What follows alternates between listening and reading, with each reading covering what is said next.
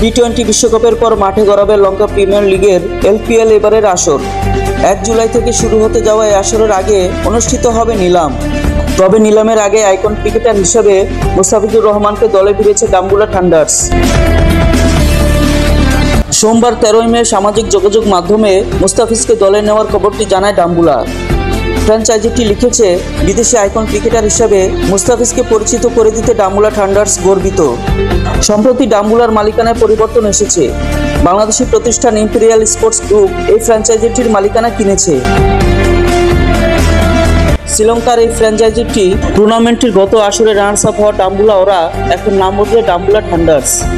এদিকে এলপিএল এর এবারের নিলামে 24 দেশের 500-র বেশি ক্রিকেটারের নাম লিখিয়েছেন।